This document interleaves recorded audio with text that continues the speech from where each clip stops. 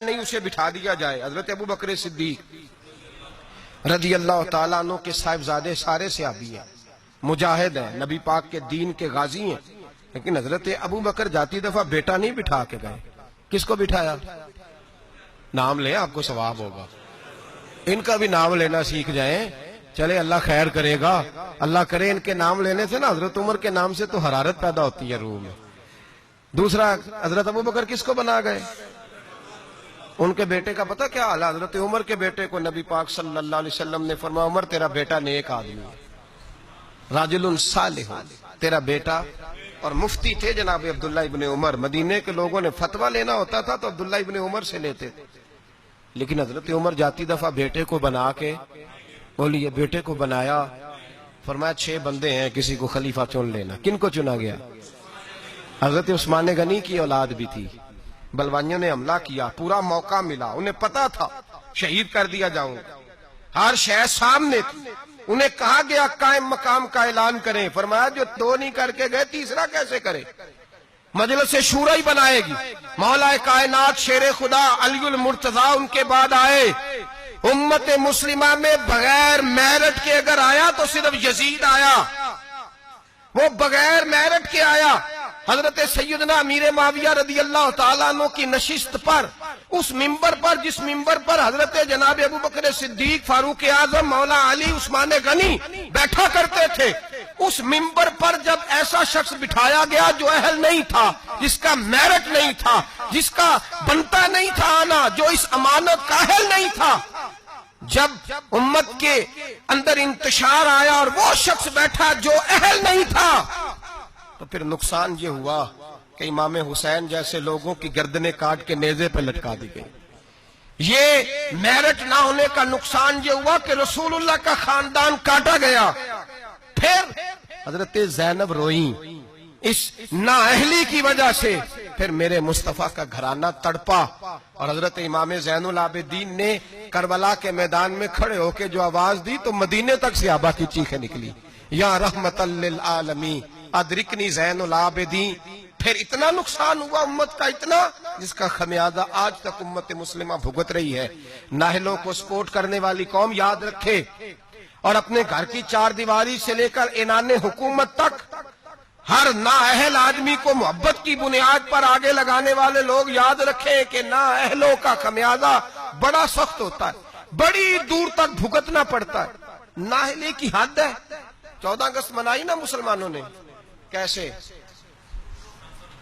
آپ یقین کریں مجھے مجبوراً جانا تھا گجرانوالہ، مجبوری تھی میری، تو میں چلا گیا، ورنہ میں ایسے ایونٹس پہ گھر سے نہیں نکلتا.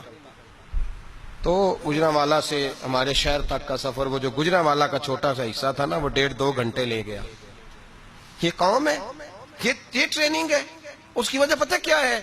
جن نااہلوں کو آپ نے سربراہ بنایا ہوا ہے نا، ان کی ٹریننگ ہی ناچ گانا ہے، ان کی ٹریننگ ہی ہمارے لیے سڑکوں پہ رہنا ہے، شور شرابہ ہے، ریلیاں ہیں. یوں وہ کام قوم کر رہی ہے. ابھی تھوڑے 2 مہینے پہلے ترکی کے صدر نے یوم تشکر منایا ہے، پڑھا آپ نے اخباروں میں؟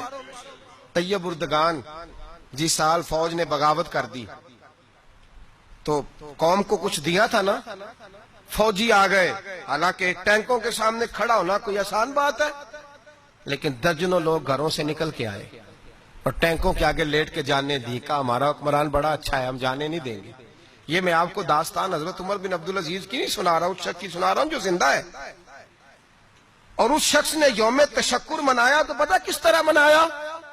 اس نے کہا صبح سے لے کے دوپہر تک قرآن پڑھا جائے گا اور عصر سے لے کر مغرب تک ذکر کیا جائے گا، اور فرمایا جب عشاء کی نماز ہو جائے تو میرا سارا ترکی مدینے کی طرف منہ کر کے کہے الصلاۃ والسلام علیکہ یا رسول اللہ، الصلاۃ والسلام علیکہ یا رسول. اور یہ والا درود اس نے لکھ کے دیا، لکھ کے.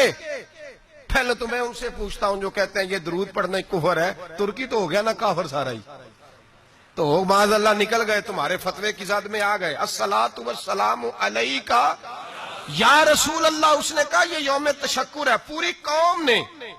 پوری قوم نے رات کو پڑھا، اور جب اس نے اعلان کیا تو علماء اہل سنت نے فیصلہ کیا تو بھی پڑھے گا تو ہم بھی تیرے ساتھ پڑھیں گے. پورے ہندوستان میں پڑھا گیا، پاکستان میں، ہماری اس مسجد میں میں نے منسوخ کی مصروفیت اور رات کو دوستوں سے کہا نا یار ہم بھی مل کے پڑھیں گے الصلاۃ والسلام علیکہ. او بھائی یہ آپ کا پڑوسی ملک ہے ترکی، یہ قریب ہے آپ کے، وہ یوم تشکر مناتا ہے تو درود پڑھ کے، اور آپ لوگ اتنے بڑے. وہ میں رات بھی مصروف رہا، صبح فجر کے بعد بھی ایک جگہ مجھے جانا تھا، میں آ کے لیٹ گیا. اتنے بڑے باجے بچوں کو خرید کے دیے بڑوں نے، لو یوم آزادی منا لو. یہ کون سی یوم آزادی ہے؟ یہ جشن منا رہے ہو؟ یہ صرف ہم لوگوں نے ان لوگوں کو چنا ہے جنہوں نے ہمیں صرف شغل میلہ اور یہ گانا باجا سکھایا ہے. خدا را آپ دیکھیں کہ اہلیت کہاں ہے، قابلیت کہاں ہے، کون ہے جو میرٹ کے مطابق چل سکتا ہے. میرے رسول پاک صلی اللہ علیہ وسلم نے نااہل آدمی کو اگر کسی جگہ بٹھائے تو حضور نے تباہی کی بابت ارشاد فرمایا جب امانتیں نااہلوں کے پاس جائیں گی تو تباہیاں ہوں گی، فسادات ہوں گی، پھر فصلیں اجڑیں گی، علاقے تباہ ہوں گے. اہلیت دیکھیں، قابلیت دیکھیں.